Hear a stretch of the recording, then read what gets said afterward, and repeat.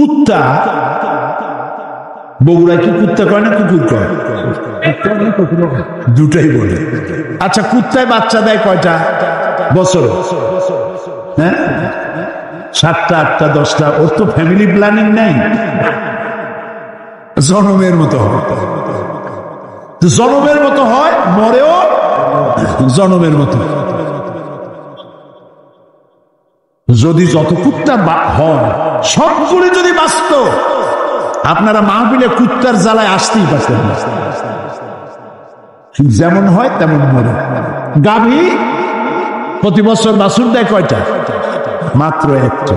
আর মুসলমানেরা যা খাওয়া খায়, তারপরেও হিসাব করেন, গণনা করেন, জরিপ চালান, কুত্তা বেশি না গরু বেশি? গরু বেশি। কারণ কুত্তা হারাম, গরু হালাল। সেই জন্য ওটায় বরকত নাই, এটার বরকত আছে।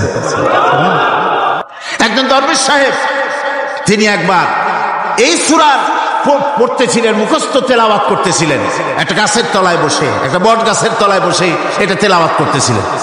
যখন তিনি পড়লেন, হাল তারা মিন ফুতুর, আমার সৃষ্টি নৈপুণ্যতার ভিতরে কোনো ভুল পাওয়া যায় নাকি? দরবেশ সাহেব চিত হয়ে শুয়ে শুয়ে তেলাওয়াত করতেছেন আর বলছেন, আল্লাহ রাব্বুল আলামিন, তোমার সৃষ্টি নৈপুণ্যতার ভিতরে কোনো ভুল ধরার ক্ষমতা তো কোনো মানুষের নাই।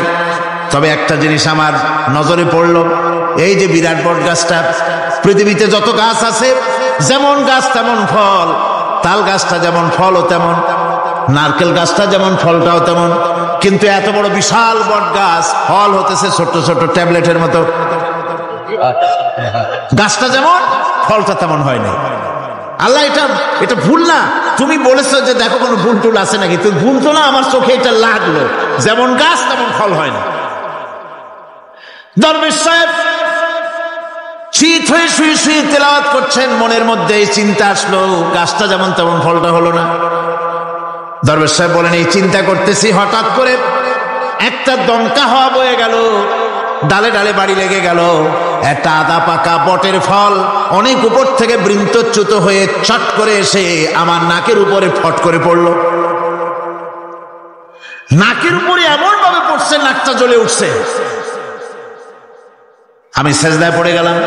দরবেশ সাহেব বলেন, আমি সেজদায় পড়ে গেলাম, চোখের পানি ফেলে আল্লাহর দরবারে মাপ চাইলাম, বললাম, রব্বুল আলামিন, তোমার কোনো জিনিসের ভিতরে কোনো খুঁত নাই, নিখুঁত জিনিস তুমি বানাইছো, কোনো ভুল নাই। আমি চিন্তা করেছিলাম, নারকেল গাছ যেমন তার ফলও তেমন, তাল গাছ যেমন তার ফলও তেমন, বট গাছটা যেমন তেমন ফল। আমার আন্দাজ মতো, আমার চিন্তা মতো, যত বড় বট গাছ অত বড় ফলটা যদি হতো, বটের ফলটা যে পজিশন নিয়ে আমার নাকে পড়েছিল, গাছ যেমন ফল তেমন হলো, নাকও যেত, আমার মাথাও যেত। আল্লাহ রাব্বুল আলামিন বলেন, দেখো বান্দা, আমার সৃষ্টি নৈপুণ্যতার মধ্যে কোনো ভুল পাবে না। সুবহানাল্লাহ ওয়া বিহামদিহি, কোনো ভুল নাই। বারবার তাকাও, কোনো ভুল পাবে না। আল্লাহ সুবহানাহু ওয়া তাআলা সুন্দর করে বানিয়েছেন, যা দেখবেন শুধু সুন্দর আর সুন্দর। সুবহানাল্লাহ বলেন, শুধুই সুন্দর। ফুলের সৌন্দর্য দেখেন, গাছের সৌন্দর্য দেখেন, জমিনের সৌন্দর্য দেখেন, পাখির সৌন্দর্য দেখেন। আল্লাহ পাক যা বানালেন সবগুলিকে আল্লাহ পাক সুন্দর করে করে সৃষ্টি করেছেন, সব গুছিয়ে গুছিয়ে সুন্দর করে করে বানিয়েছেন, অসুন্দর করে কিছু বানান নাই। ফুল দেখতে কত সুন্দর, ফুলের থেকে ফল হয়, সে ফল হওয়ার জন্য ফুলের পুংকেশর আর স্ত্রী কেশরের মিলন ঘটতে হয়। তো ফুল তো আর চলতে পারে না, এই মিলনটা কেমনে হবে? এই জন্য আল্লাহ পাকের রুচি দেখেন, আল্লাহ পাকের রহমত দেখেন, আল্লাহর কুদরত চিন্তা করুন। সুবহানাল্লাহ ওয়া বিহামদিহি। ফুল সুন্দর জিনিস, ফুলের চাইতে আর কিছু সুন্দর আছে নাকি? এত সুন্দর ফুল, এই পুংকেশর এবং স্ত্রী কেশরের বিনিময়টা কে করবে? এইটা করার জন্য আল্লাহ পাক এই দায়িত্ব তেলাপোকাকে দেন নাই, দিছেন নাকি? আরশোলাকে দিছেন, সার পোকাকে দিছেন, উই পোকাকে দিছেন, তাতে ফুলের ইজ্জত নষ্ট হবে। ফুল যেমন সুন্দর, আল্লাহর রুচি, আল্লাহ রাব্বুল আলামিনের সৌন্দর্য বোধ কত বিরাট, কত মহান আল্লাহ পাক ফুল যেমন সুন্দর, ওই সুন্দর ফুলের উপরে তেলা পোকা পড়লে ফুলের সৌন্দর্য নষ্ট হবে। এই জন্য আল্লাহ পাক ফুল যেমন সুন্দর, ওই পুংকেশর আর স্ত্রী কেশরের মিলন ঘটাবার জন্য রব্বুল আলামিন সুন্দর প্রজাপতির ব্যবস্থা করেছেন। ফুল যেমন সুন্দর, প্রজাপতিও সুন্দর। প্রজাপতির ডানায় কোন শিল্পী কোন তুলি দিয়ে এত রং লাগালো? সুবহানাল্লাহ বিহামদিহি, সুবহানাল্লাহ বিহামদিহি। আল্লাহ পাক বলছেন এমনি সুন্দর করে বানালাম, মানুষ বানাইছি, সে মানুষের সৌন্দর্য দেখো। দুইটা চোখ দিলাম দেখার জন্য। চোখ কি জন্য? এখন এই চোখ দুটা যদি কুমিরের মতো আল্লাহ গোল বানাই দিত, চোখ গোল এরকম কুমিরের মতো দেখতে বিশ্রী হতো। চোখ দুটোকে আল্লাহ টানা টানা করেছে, চোখের উপরে ভুরু লাগিয়েছে, তাতে আবার পশম দিয়েছেন, চোখে পিসি দিয়েছেন, চোখের ভিতরে মণিটা কালো করেছেন, তার চতুর্দিকে সাদা অংশকে নীলাভ করেছেন যাতে কালোটা আরো ফুটে ওঠে। সুবহানাল্লাহ বিহামদিহি। কত সৌন্দর্য আল্লাহ রাব্বুল আলামিন মানুষকে দিয়েছেন। আল্লাহর রহমতের ওয়াজ সারা বছর করলেও তো ফুরাবে না, এত রহমত, এত দয়া আল্লাহ সুবহানাহু ওয়া তাআলা। মানুষ আল্লাহ কি সুন্দর করে বানালেন। একবার একজন দরবেশ সাহেব রাস্তা দিয়ে যাচ্ছেন, প্রতিমধ্যে তিনি দেখতে পেলেন নদী থেকে এক কলসি পানি নিয়ে এক যুবতী সুন্দরী মেয়ে রাস্তা বেয়ে যেতেছে। দরবেশ সাহেব দাঁড়ায় গেলেন আর ওই যুবতীর দিকে এক নজরে তাকায় আছেন, চোখে পলক দেয় না। এরপরে যুবতী থমকে দাঁড়ায় গেল। আধা বুড়া মানুষ, দাড়ি অর্ধেক পাকে গেছে, দেখতে তো দেখায় খুব বুজুর্গ মানুষ, কিন্তু রাস্তায় আমার একা পাইয়া এমনি করে তাকিয়ে আছে আর চোখ দিয়েও তো পানি পড়ে। ব্যাপারটা কি? দরবেশ কাঁদে কেন? প্রতিমধ্যে আমাকে একা পেয়ে দরবেশ কাঁদে কেন, তাকিয়ে আছে কেন? মহিলার চিন্তা জাগলো। শেখ সাদী রহমতুল্লাহ আলাইহি ঘটনা লিখেছেন, বাংলা কবিতার অনুবাদ করেছেন। একদা সুখদায়ক প্রমোদা বদন, দর্শন করি মম ঝরিল নয়ন। হেসে কহে সে রূপসী সবিস্ময় মন, কহ দেখি মহাশয় কহ কি কারণ। বিষয় বিরাগী তুমি ভুবনে প্রচার, কি হেতু জন্মিল তব মানস বিকার। যুবতী মেয়েটি বলছে, ওগো দরবেশ সাহেব, হুজুর সাহেব, আমি একটা যুবতী মেয়ে লোক, রাস্তায় আমাকে একা পেয়ে আপনি আমার দিকে তাকায় আছেন আর কাঁদতেছেন। এই বৃদ্ধ বয়সে ভীমরতি হলে কেন? আমাকে দেখে কাঁদেন কেন আর এক নজরে কেন তাকায়ছেন? কারণটা কি? কি কুমতলব আছে? দরবেশ সাহেব বলছেন, হেসে কহিলাম বালে করহ শ্রবণ, নেত্র ঝরে তবু হেতু ভেব না এমন। হে রূপসী মেয়ে, তোমার জন্য আমি কান্দি, একথা একবারও চিন্তা করো না। যে শিল্পী রচিল এই সুধাংশু বদন, তাহার তরে ঝরে নেত্র নয়নে জীবন। তোমার প্রেম পাওয়ার জন্যে, তোমাকে দেখে লোবাতুর এবং কামুক হয়ে তোমার দিকে তাকায় কান্দি, একবারও ভেব না। আল্লাহর কসম আমি কাঁদতেছি, তোমার এত সুন্দর স্বাস্থ্যের চেহারা যে আল্লাহ রাব্বুল আলামিন বানায় দিলেন, না জানি সেই আল্লাহ কত সুন্দর। যার সৃষ্টি এত সুন্দর সে আল্লাহ রাব্বুল আলামিন না জানি কত সুন্দর। আল্লাহ পাক সেই সুন্দর আল্লাহ রাব্বুল আলামিনকে দেখার তৌফিক যেন আমরা পাই। জোরে বলেন আমিন, আরো জোরে বলেন আমিন। আল্লাহ পাক বলছেন আমি সুন্দর করে সব তৈরি করে দিয়েছি। বুঝবে তারা যারা চিন্তাশীল, যারা গবেষণা করেন।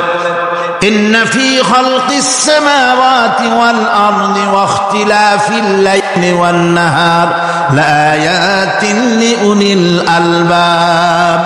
নিশ্চয়ই যারা নাকি জ্ঞানবান, তারা রাত এবং দিনের পরিবর্তন, আকাশ এবং জমিনের সৃষ্টি ইত্যাদির ব্যাপারে, এই সৃষ্টি নৈপুণ্যতার ব্যাপারে তারা চিন্তা করে, গবেষণা করে। রাত এবং দিনের পার্থক্য মানুষের জীবনকে জীবন পদ্ধতিকে দুই ভাগে বিভক্ত করেছে, রাত এবং দিন। দেখেন আল্লাহর রহমত এবং কুদরত সব জায়গায় রাত এবং দিন মানুষের জীবন চলার পথকে, জীবন পদ্ধতিকে কয় ভাগে ভাগ করেছে? দুই ভাগ। আল্লাহ পাক বলেন ওয়াজআলনাল লাইলা লিবাসান ওয়াজআলনান নাহারা মাআশা। আমি রাতকে করেছি শান্তির বাহন, রাতকে করেছি আচ্ছাদন, শান্তির বাহন, আর দিনকে করেছি রোজগার করার জন্য। দিনের বেলায় রোজগার করবে, কামাই রুজি করবে, কল কারখানায় যাবে, খেতে খামারে যাবে, অফিস আদালতে যাবে, কাজ কাম করবে। এ কাজ করে করে শরীরের ভিতরে ক্লান্তি আসে, অবসাদ এসে যায়। আল্লাহ রাব্বুল আলামিন বলেন আমি আবার রাত বানালাম। ওই রাতের বেলায় মানুষ যখন ঘুমায় যায়, এই ঘুম তার সমস্ত অবসাদ আর ক্লান্তি দূর করে দিয়ে সকাল বেলায় আবার তাজা মানুষ করে সমস্ত একেবারে পরিপূর্ণ কর্মক্ষম একজন মানুষে তাকে পরিণত করে দেয়।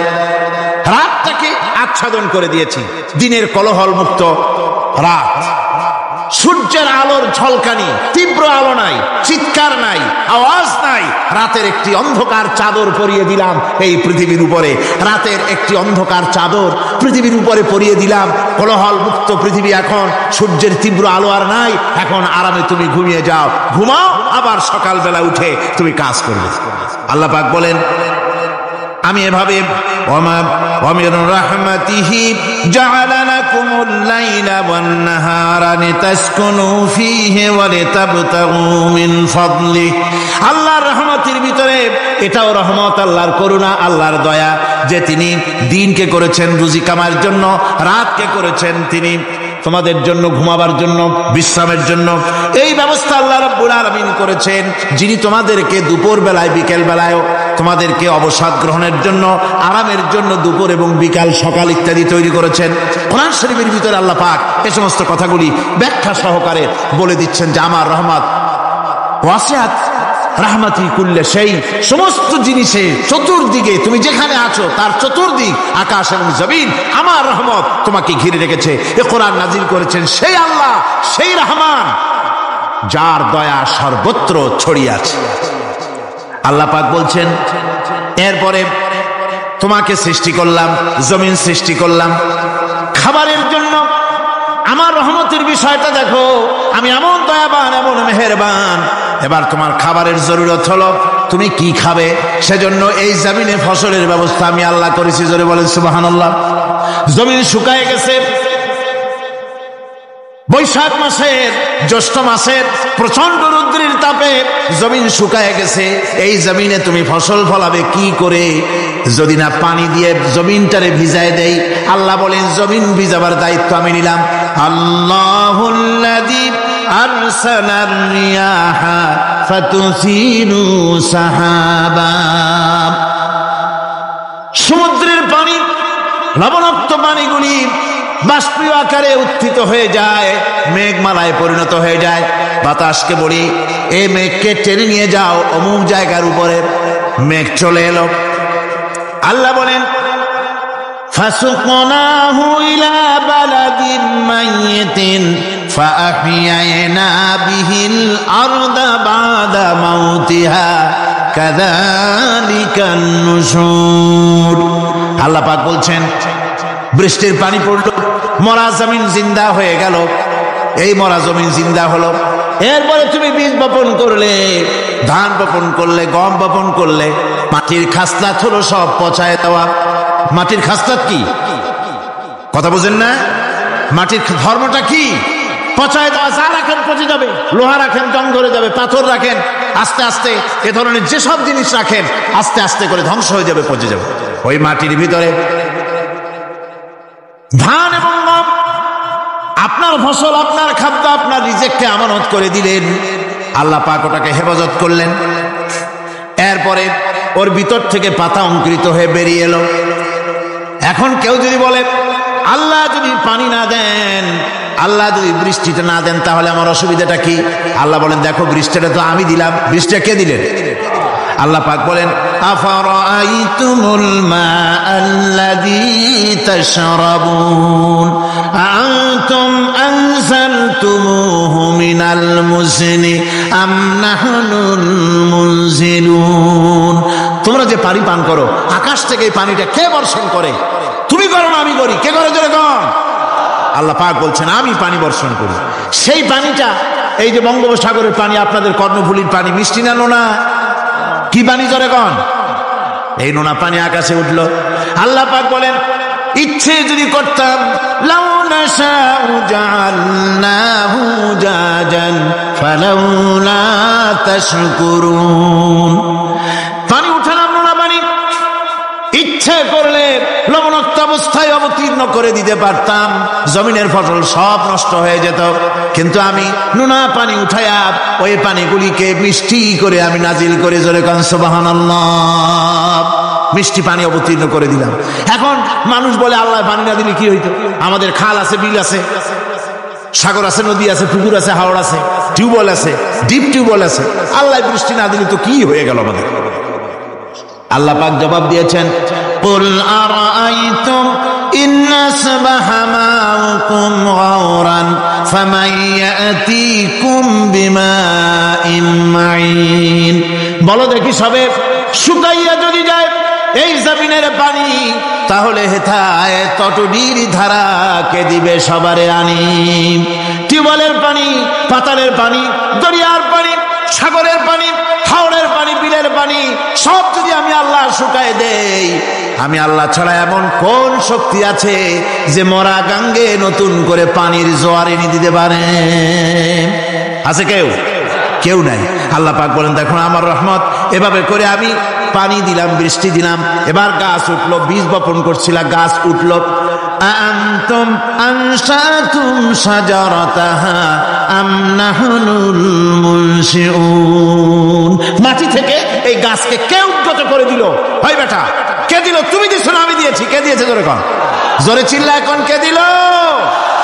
আল্লাহ পাক বলেন, গাছ উদ্গত করে দিলাম, গাছ এবার বড় হলো। এই গাছ আল্লাহ রাব্বুল আলামিন এই গাছ তৈরি করলেন।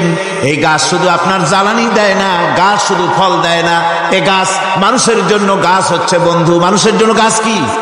জোরে কোন কি? বন্ধু। সেই বন্ধুরে জন্মের কাটা কাটবেন নাকি? এই গাছ তৈরি হচ্ছে, গাছ বন্ধু কি করে? গাছ বন্ধু হচ্ছে আমরা যে শ্বাস প্রশ্বাস নেই, মুখের থেকে নাকের থেকে যে শ্বাসটা ফেলি, সেটা হচ্ছে আমরা গ্রহণ করি বাতাস থেকে অক্সিজেন, ছেড়ে দেয় কার্বন ডাই অক্সাইড। এটা হচ্ছে বিষ। এটা কি? আমরা নিলাম পরিশুদ্ধ অক্সিজেন, নিলাম, ছেড়ে দিলাম এটাকে বিষ করে, এই বিষটা ছড়িয়ে গেল। এখন এই বিষ যদি আল্লাহ পরিশুদ্ধ করা কোনো ফ্যাক্টরি না বানাতেন, তাহলে পৃথিবীর সমস্ত প্রাণী মরে যেত। সুবহানাল্লাহ কইতে ইচ্ছে করে না? আল্লাহ পাক কি ব্যবস্থাটা করলেন! কোন দুনিয়ায় ফ্যাক্টরি নাই, মানুষ যে বিষাক্ত করে দেয় আবহাওয়াকে, সেটাকে রিফাইন করার ব্যবস্থা মানুষের কাছে নাই। আল্লাহ ব্যবস্থা করেছেন কি? আল্লাহ পাক গাছ বানায় দিলেন, গাছের সবুজ শ্যামল রং, ঘাসের সবুজ শ্যামল রং, তার খাদ্য হতেছে আপনি যেটা ছেড়ে দেন, আপনার জন্য যেটা বিষ, সেটা হচ্ছে তার জন্য খাদ্য। কার্বন ডাই অক্সাইড গাছ টেনে নেয়, সারা রাত টানতে থাকে, অক্সিজেন থেকে, বাতাস থেকে সারা রাত টানতে থাকে, কার্বন ডাই অক্সাইড খাবার হিসাবে সে টেনে নেয়। আর দিনের বেলায় যখন রোদ ওঠে, সূর্যের উত্তাপ আর গাছের সবুজ রং দুটোতে মিলে এক প্রকারের রন্ধন ক্রিয়া হয়, রাধা হয়। সেই রান্নার মাধ্যমে গাছের ভিতর থেকে গাছ আবার অক্সিজেন মানুষের জন্য, প্রাণীর জন্য ছেড়ে দেয়। সুবহানাল্লাহ। তো গাছ আপনার জন্য বন্ধু। একদিকে গাছ আপনার এই কাজ করলো, ফার্নিচার বানাইলো, ছায়া দিল, ফল দিল। আল্লাহ পাক বলেন, এই গাছগুলি কে তৈরি করলো? মিয়া তুমি করছো না? আমি করছি। আমি আমার রহমত দিয়ে তোমার গাছ বানাই দিলাম, এরপরে ফসল দিলাম, ফসল হলো, তোমার তরি তরকারি হলো, সবকিছু তোমার হয়ে গেল। এবার ফসল দেখা মানুষে যখন দেখে জমিনে বড় বড় ধানের গোছা হয়েছে, মোটা মোটা ধানের গোছা হয়েছে, মোছে তখন তেল মাখে আর নতুন নতুন গানের আয়োজন করে। এবার ফসল বেশি হয়েছে, গান, থিয়েটার, বাজনা, গুনাগার বিবি, কত রকমের গানের ব্যবস্থা করে ফেলে। জমিনে ফসল আর মোছে তেল মাখে আনন্দে। আল্লাহ রাব্বুল আলামিন বলেন, লাউ নাশাউ লাজআলনাহু হুতামান ফাযান্তুম তাফাক্কাহুন। আমি যদি ইচ্ছে করি তোমার জমিনের সমস্ত ফসলটাকে আমি সম্পূর্ণ কুটায় পরিণত করে দিতে পারি, তুষে পরিণত করে দিতে পারি। পারেন না? ধানের ভিতরে আল্লাহ যদি চাউল না দেন, তাহলে সব তুষ হয়ে যাবে না? তখন কি করবেন আপনারা? কি করবেন? বাংলাদেশ তখন হরতালের দেশ। যখন আপনি দেখলেন যে জমিনে ধানে এবার সব তুষ হয়েছে, তখন আল্লাহর বিরুদ্ধে হরতাল করেন। লাভ হবে কিছু? লাভ হবে? আল্লাহর বিরুদ্ধে আপনারা অনশন ধর্মঘট করেন, লাভ হবে কিছু? কোনো লাভ হবে না। আল্লাহ রাব্বুল আলামিন বলেন কোনো লাভ হবে না, বরং তোমরা তখন বলবে ইন্না লামুগরামুন বাল নাহনু মাহরুমুন। কপালে তখন আঘাত করবে, পরাঘাত করতে থাকবে আর বলবে যে আরে কপাল পোড়া হয়ে গেলাম, হতভাগ্য হয়ে গেলাম, বঞ্চিত হয়ে গেলাম, আল্লাহর রহমত থেকে সর্বনাশ হয়ে গেল। তখন কপালে আঘাত করা ছাড়া আর কিছুই করতে পারবে না। আল্লাহর বিরুদ্ধে মিছিল চলে না, সমাবেশ চলে না, বিক্ষোভ চলে না, হরতাল চলে না। মহান আল্লাহ রাব্বুল আলামিন বলছে দেখো এইভাবে করে তোমার ফসলের ব্যবস্থা আমি আল্লাহ করেছি। আমি রহমান, আমি আল্লাহ পাক কি এমন রহমান।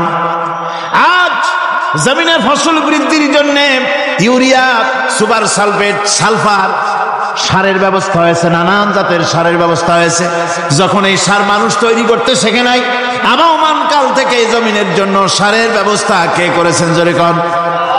আল্লাহ পাক বলেন আমিন আয়াতিহি আইয়ুরিকুমুল বারকা খাউফাও ওয়া তামাম। আমার অসংখ্য নিদর্শনাবলীর মধ্যে এটাও একটি নিদর্শন যে আকাশে বিদ্যুৎ চমকে মেঘের গর্জন হয়। এই যে বিদ্যুৎ চমকে গর্জন হয়, এর মধ্যে রয়েছে মানুষের জন্য ভীতি এবং আশা। তারা ভয় পায়, আর এর মধ্যে আশাও রয়েছে। আশাটা কি? আশা হচ্ছে এই যে বিদ্যুৎ যে বছর যত বেশি চমকায় মেঘে, সে বছর জমিনে ফসল তত বেশি বাড়ে। কৃষিবিদরা বলেছেন বিদ্যুৎ যত বেশি চমকায় জমিনের ফসল তত বেশি বাড়ে। সুবহানাল্লাহি ওয়া বিহামদিহি। এর একটা সিস্টেম আছে, সেই সিস্টেম অনুযায়ী আল্লাহ জমিনে ফসল বাড়ায় দিলেন। আল্লাহ ফসল দিলেন, এবার আপনার আল্লাহ পাক বলছেন দেখো ফসল দিলাম, ধান হলো, চাউল হলো, মাছ হলো, গোশ হলো, সব হয়ে গেছে, এখন তুমি খাবে। রান্না বান্না হয়ে গেল, রহমত আমার দেখো, আমার রহমতটা দেখো। এ কোরআন শিখাইছেন সেই আল্লাহ রাব্বুল আলামিন যার নাম রহমান। জোরে বলেন তার নাম কি?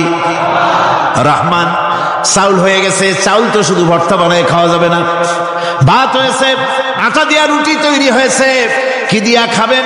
আল্লাহ রাব্বুল আলামিন আপনার পুকুরের ভিতরে মাছ দিয়া দিলেন, জন্তু জানোয়ার দিলেন, চার পায়া জানোয়ারের গোশত হালাল করে দিলেন, পাখির মাংস আল্লাহ রাব্বুল আলামিন হালাল করে দিলেন। এখন মাছ হলো, গোশ হলো। মাছ আর গোশ সিদ্ধ করে খাওয়া যাবে? জোরে বলেন যাবে? যাবে না। তার গন্ধ নষ্ট করতে হবে আর সুঘ্রাণ সৃষ্টি করতে হবে। এই গন্ধ নষ্ট করে সুঘ্রাণ সৃষ্টি করার জন্য লবঙ্গ তৈরি করলেন কে? কথা কন না কেন? এলাচি কার?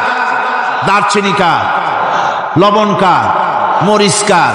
হলুদ কার? পেঁয়াজ কার? সুবহানাল্লাহ। এত নিয়ামত আল্লাহ রাব্বুল আলামিন বলেন ওয়া ইন তাউদ্দু নি'মাতাল্লাহি লা তুহসুহা। আমার নিয়ামত গণনা করে করে আমার নিয়ামত গুণে শেষ করতে পারবে না, এত নিয়ামত আমি দান করেছি। এরপরে তরি তরকারি হলো, মাছ গোশ খেতে খেতে অস্থির হয়ে যাবে, তারপরে তরি তরকারি দিলাম, শাক সবজি দিলাম, সবকিছু আমি আল্লাহ রাব্বুল আলামিন দিয়েছি। আমার নাম রহমান, তোমার সমস্ত প্রয়োজন আমি দিয়েছি, মিটাই দিয়েছি। এবার তরি তরকারি হলো, আর মানুষ তরি তরকারি খাইলো, আল্লাহ শুকর আদায় করলো না। শুকর আদায় করে? করে না। এত সুন্দর মজার কদু, সেই কদু খায়, আর কদু খাইয়া মোসে তাও মারে আর বলে স্বাদের লাউ বানাইলো বৈরাগী। আল্লাহ শুকর আদায় করে, আল্লাহর নিয়ামতের শুকরিয়া আদায় করে না। আমার ভাইয়েরা, আল্লাহ রাব্বুল আলামিন বলেন এই পৃথিবীর আমি রহমান, কোরআন আমি শিখাইছি আমি রহমান। এমন রহমান শুধু মানুষকে খাবার দেই না, এই পৃথিবীর সকল প্রাণীকে আমি খাবার দেই। জোরে কোন সুবহানাল্লাহ। সকল প্রাণীর খাবার কে দেয়? ওয়ামা মিন দাব্বাতিন ফিল আরদি ইল্লা আলাল্লাহি রিজকুহা। এই পৃথিবীর বুকে এমন কোন বিচরণশীল জীব নাই যে জীবের রিজকের দায়িত্ব আমি আল্লাহ গ্রহণ করি নাই। সমস্ত রিজকের দায়িত্ব কে নিয়েছেন? চিল্লায় এখন আল্লাহ সুবহানাহু ওয়া তাআলা। আচ্ছা আপনি কোন তো দেখি, একজন জমিদার, একজন বড় লোক, চৌধুরী, খুব বড় লোক, তার বাড়িতে 20 জন লোক গেছে রাতের বেলায়। রাতের বেলায় 20 জন লোক গিয়ে মেহমান হইল। মেহমান হইয়া তারা বলতেছে সাহেব আমরা তো মেহমান, আমি এক একজন এক এক রকমের খাবার চাইলো। একজনে বললো আমি হরিণ খাবো, আর একজনে কয় আমি মুরগি খাবো, আর একজনে বললো আমি খরগোশ খাবো, আর একজনে বললো আমি হাতি খাবো, আর একজনে বললো আমি ছাগল খাবো। 20 জন মানুষের 20 রকমের খাবার চাইলো। একজনে কয় বোয়াল মাছ খাবো, আরেকজনে কয় রুই মাছ খাবো। 20 জনে 20 রকমের খাবার দাবি করলো। বলেন জমিদার তো বাড়ির দ্বারে, জমিদারের বাপ, সেও কি পারবে 20 জনকে 20 রকমের খাবার পরিবেশন করতে? কোন প্রস্তুতি ছাড়া পারবে? পারবে। কোন প্রস্তুতি ছাড়া, কোন প্রস্তুতি ছাড়া জমিদার হোক রাজা বাদশাহ হোক 20 জন মানুষের খাবার 20 রকমের দিতে পারে না। আর আল্লাহ এমন রহমান, এই পৃথিবীর লক্ষ কোটি কোটি জাতির প্রাণীকে কোটি কোটি রকমের খাবার আল্লাহ রব্বুল আলামিন পরিবেশন করতেছেন। সাপের খাবার একরকম, ব্যাঙের খাবার আর এক রকম। ব্যাঙে যা খায় সাপে তা খায় না, সাপে যা খায় ব্যাঙে তা খায় না। হাতির খাবার, গন্ডারের খাবার, ভল্লুকের খাবার, বাঘের খাবার, সিংহের খাবার, মানুষের খাবার, ছাগলের খাবার, মুরগির খাবার, মশার খাবার, সারপোকার খাবার, সমস্ত খাবার ভিন্ন ভিন্ন। আবার সমস্ত খাবারের মজা আল্লাহ রাব্বুল আলামিন আলাদা আলাদা করে দিয়েছেন। এমন রহমান, আপনার পেট ভরবেন শুধু স্বাস্থ্য বাড়াবার জন্য, পেট ভরে খাওয়া দরকারটা ছিল। আল্লাহ পাক দেখলেন যে না, শুধু পেট ভরলে তো এরকম খাইতে চাইবে না, তাই আল্লাহ রাব্বুল আলামিন জিহ্বা দিয়ে দিলেন যাতে করে মজা লাগে আর খায়। সব রকমের মজা, এক এক গোশতে, এক এক মাছে, এক এক তরকারিতে এক এক রকম মজা, না সব রকম মজা, সব একরকম মজা, ভিন্ন ভিন্ন রকমের মজা। আল্লাহ পাক বলেন আমি রহমান, দেখো আমি কিভাবে খাওয়াই। ওয়া কাইয়্যিম মিন দাব্বাতিন লা তাহমিলু রিজকুহা আল্লাহু ইয়ারযুকুহা ওয়া ইয়্যাকুম। এই পৃথিবীতে এমন অনেক বিচরণশীল জীব আছে, যে প্রাণীরা নিজের জন্য কোনো সঞ্চয় করে না, সঞ্চয় করে শুধুমাত্র পৃথিবীর মানুষ। আর পিঁপড়ায় কিছু সঞ্চয় করে। অন্যান্য বহু প্রাণী আছে যাদের কোনো সঞ্চয় নাই। কি বলেন, পাতিশিয়ালের কোনো ব্যাংকে অ্যাকাউন্ট আছে নাকি? না। শীতের মৌসুমে পাতিশিয়াল আইসা ব্যাংকের ম্যানেজারকে বলে না যে কয়েকটা মুরগি আনছি, আমার নামে একটা অ্যাকাউন্ট ওপেন করে, বৃষ্টির সময় আমি যেন ওগুলো উঠাইয়া পাইকারি দরে খাইতে পারি। ওর কোনো খাবার নাই, সঞ্চয় নাই। এ ধরনের পাখির সঞ্চয় নাই, পশুর সঞ্চয় নাই। মহান আল্লাহ রাব্বুল আলামিন তিনি বলছেন, সকালবেলায় পাখি তার বাসা দিয়া ক্ষুধার্ত পেট নিয়ে পাখিগুলি উড়ে চলে যায়। সাপ তার গর্ত থেকে বের হয় খালি পেটে, পাতি শৃগল খালি পেট নিয়ে গর্ত থেকে বেরিয়ে যায়। তিমির মতো অত বড় প্রকাণ্ড প্রাণী, হাতির মতো প্রকাণ্ড প্রাণী, গরিলা, শিম্পাঞ্জি, ওরাংওটাং, পিঁপড়া থেকে শুরু করে নিয়ে প্রকাণ্ড তিমি পর্যন্ত সমস্ত প্রাণীগুলি সকালবেলায় খালি পেটে বেরিয়ে যায়।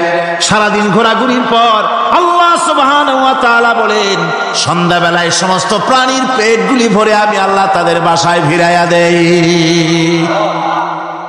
আমি রহমান, এভাবে করি আমি আল্লাহ রাব্বুল আলামিন খাবারের বন্দোবস্ত করি, পড়ার বন্দোবস্ত করি, থাকার ব্যবস্থা করি। ইয়া আইয়ুহান নাসু যকুরু নি'মাতাল্লাহি আলাইকুম হাল মিন খালিকিন গায়রু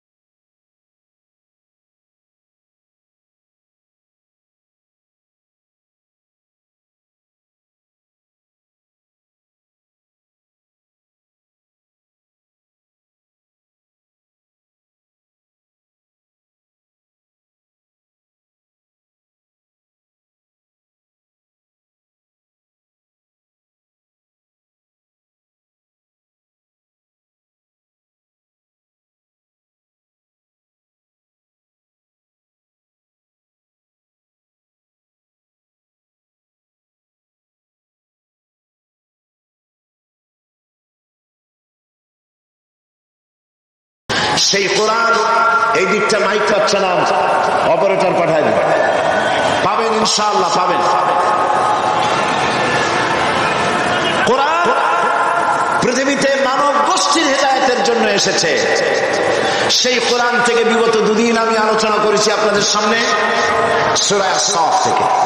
আসুন, আতিন তুজিকুম মিন আযাবিন আলীম তুমিনুনা বিল্লাহি ওয়া রাসূলিহি ওয়া তুজাহিদুনা ফি সাবিলিল্লাহি বিআমওয়ালিকুম ওয়া আনফুসিকুম যালিকুম খায়রুল লাকুম ইন কুনতুম তা'লামুন।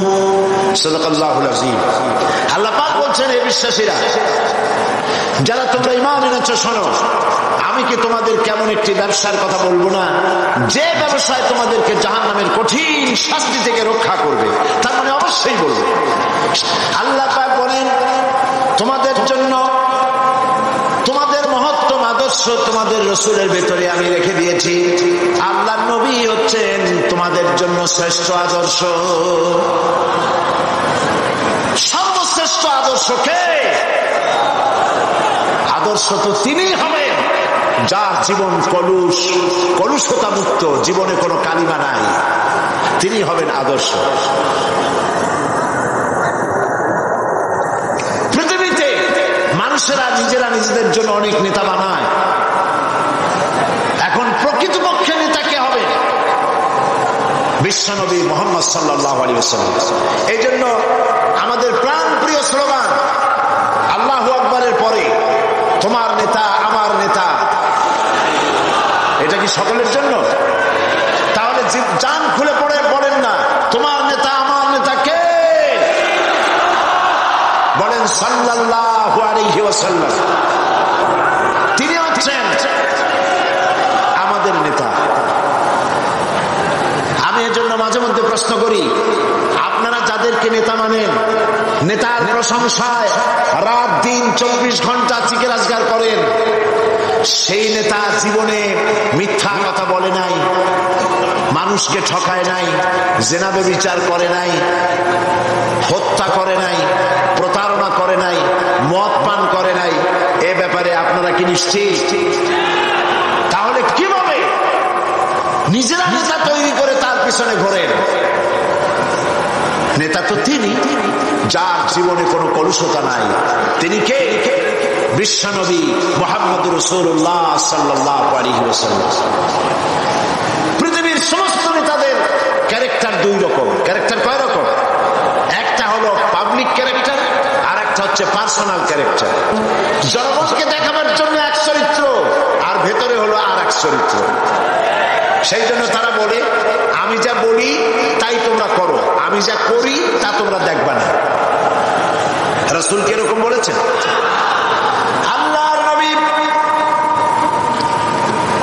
তার বক্তব্য হচ্ছে, আমার স্ত্রীরা ও আমার সাহাবায়ে কিরাম দিনের আলোতে আর রাতের আধারে আমার মধ্যে যা কিছু তোমরা দেখতে পাও, যে আচরণ তোমরা দেখতে পাও, সবগুলি খুলে খুলে মানুষের সামনে বলে দাও।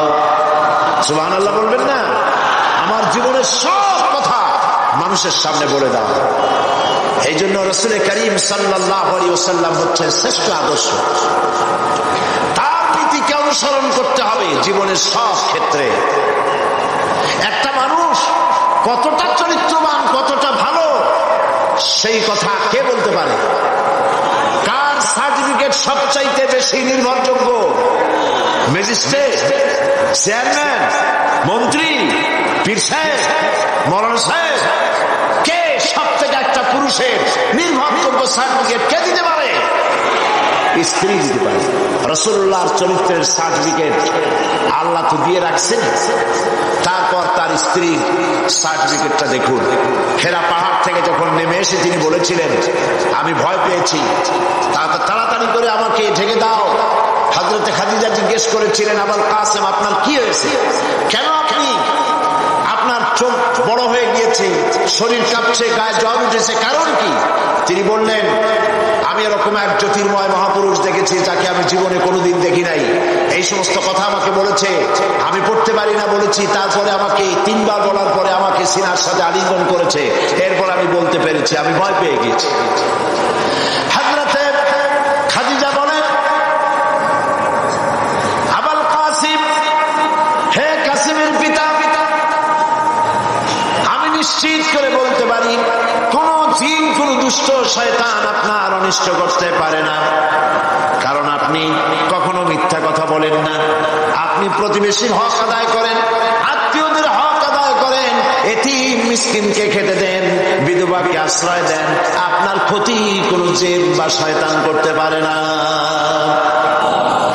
নবীজির পরবর্তী সময় হযরত খাদিজাকে যখন ঈমানের দাওয়াত দিলেন, যখন তিনি বললেন, আমি আল্লাহর নবী, তুমি ঈমান আনো আল্লাহর উপরে, আমাকে রাসূল হিসেবে, নবী হিসেবে মানো, হযরত খাদিজা এক মুহূর্ত দেরি করেন নাই, সঙ্গে সঙ্গে হযরত খাদিজা বলেছেন, লা ইলাহা ইল্লাল্লাহু মুহাম্মাদুর রাসূলুল্লাহ। হে কাসিমের পিতা, আমি অবশ্যই বুঝতে পেরেছি আপনি আল্লাহর নবী। বিগত বছরগুলিতে আপনার মধ্যে যে আখলাক, যে চরিত্র দেখেছি, এটা কোনো সাধারণ মানুষের চরিত্র হতে পারে না। রাসূল করিম, রাসূলের উপর ঈমান আনার অর্থই তার আদর্শের অনুসরণ করা, অনুকরণ করা, তিনি যা বলেছেন সবটা করা, যা করেছেন সবটা করা, মেনে নেওয়া। এইখানে যদি দ্বিধাদ্বন্দ্ব থাকে তাহলে তো মুমিন হওয়া যাবে না। হযরত ওমর রাদিয়াল্লাহু তাআলা আনহুর কাছে এক লোক এসে বলেছিল, এক মুসলমান একটা বিচারের সানি করতে এসেছিল, বলছে, ওমর একটা বিচারের সানি করে দাও, দ্বিতীয়বার বিচারটা করে দাও। তো প্রথমবার কার কাছে গেছিলেন? তো তিনি বললেন যে আমি প্রথমবার তো মুহাম্মদ সাল্লাল্লাহু আলাইহি ওয়াসাল্লামের কাছে গেছিলাম, আমি মুসলমান মানুষ, আমার বিরুদ্ধে ইহুদি কেস দায়ের করলো, হুজুর সাক্ষী প্রমাণ নিয়ে আমি মুসলমান, নামাজ পড়ি, যুদ্ধে যাই, চাঁদা দেই, আমার বিরুদ্ধে রায়টা দিলেন, এটা কি সঠিক হয়েছে? আপনি বরং এই সবকিছু শুনে মিলে এটাকে দ্বিতীয়বার বিচারটা করে দেন। হযরত ওমর রাদিয়াল্লাহু তাআলা আনহু বললেন, দাঁড়াও, অপেক্ষা করো, আমি বিচার করতেছি। ঘরের মধ্যে প্রবেশ করলেন, তরবারি একখানা নিয়ে আসলেন, আর তরবারি দিয়ে আঘাত দিলেন, বললেন, আল্লাহর বান্দা, রাসূল করিম সাল্লাল্লাহু আলাইহি ওয়াসাল্লাম বিচার করার পর সেই বিচার যে মানতে পারে না, তার বিচার তো এরকম করে করে দিতে হয়। লোকটি দ্বিখণ্ডিত হয়ে গেল। রাসূলের কাছে খবর এলো, ওমর রাদিয়াল্লাহু তাআলা আনহু মুসলমান হত্যা করেছেন। চতুর্দিকে বদনাম ছড়িয়ে গেল। রাসূল করিম সাল্লাল্লাহু আলাইহি ওয়াসাল্লাম চিন্তায় পড়ে গেলেন, হযরত ওমর এতটা করতে গেলেন কেন? আল্লাহ পাকের পক্ষ থেকে আয়াত নাজিল হয়ে গেল। আল্লাহ রাব্বুল আলামিন শোনালেন, ফালা রাব্বিকা লা ইউমিনুন, হে নবী, আপনার রবের কসম, আপনার আল্লাহর কসম, যেই ব্যক্তি ঈমানের দাবি করে, মুসলমানের দাবি করে, আপনার হুকুম, আপনার সিদ্ধান্ত মানতে দ্বিধা দ্বন্দ্বে ভোগে, সে কখনোই মুমিন হতে পারে না, সে মুমিন নয়। ওমর যাকে হত্যা করেছে সে মুসলমান নয়, মুনাফিক। সুতরাং ইসলাম কবুল করলে ইসলামের সবটা মানতে হবে, অল্প একটু মানলে হবে না। রাসূল করিম সাল্লাল্লাহু আলাইহি ওয়াসাল্লামকে তার উপর ঈমান আনতে হলে সম্পূর্ণটাই মানতে হবে। রাসূল করিম সাল্লাল্লাহু আলাইহি ওয়াসাল্লামের জীবন, তার মিশনে বাধা আসলো কেন?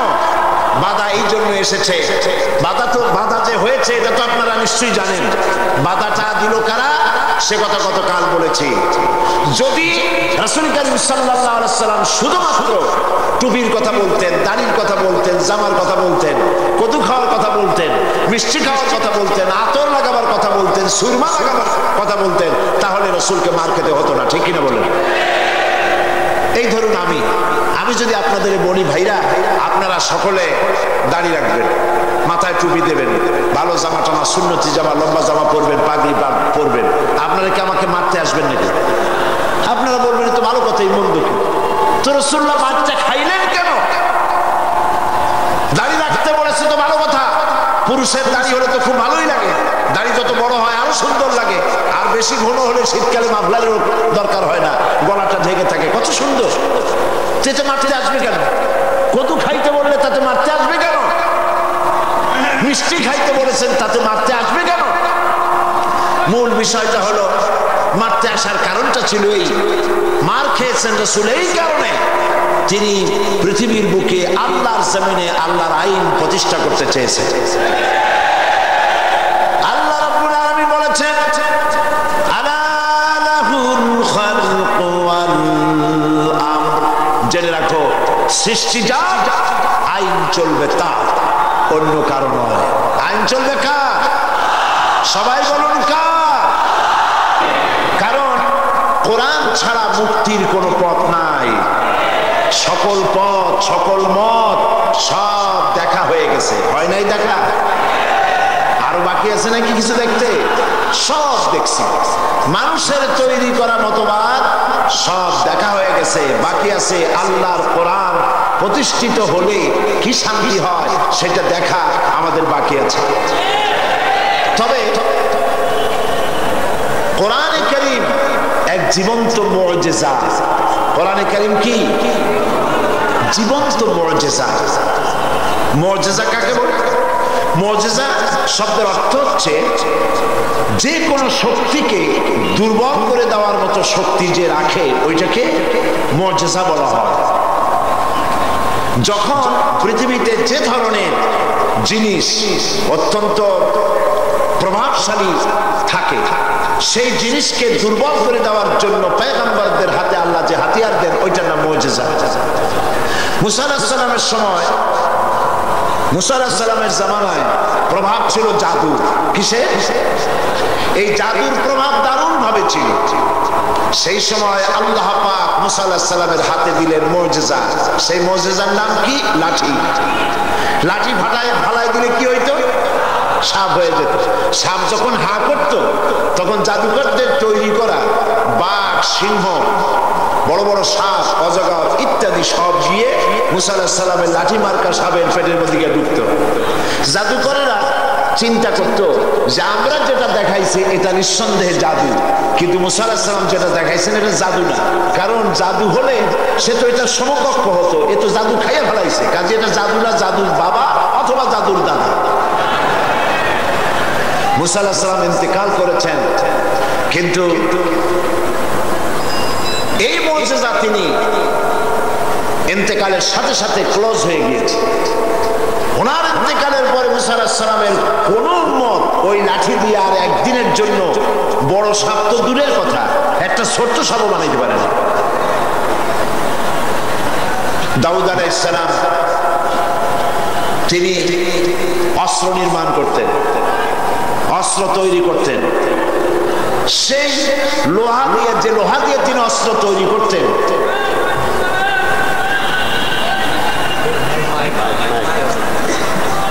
মাইকের অপারেটর তিনি খবর রাখুন, পাবেন, আপনারা পাবেন।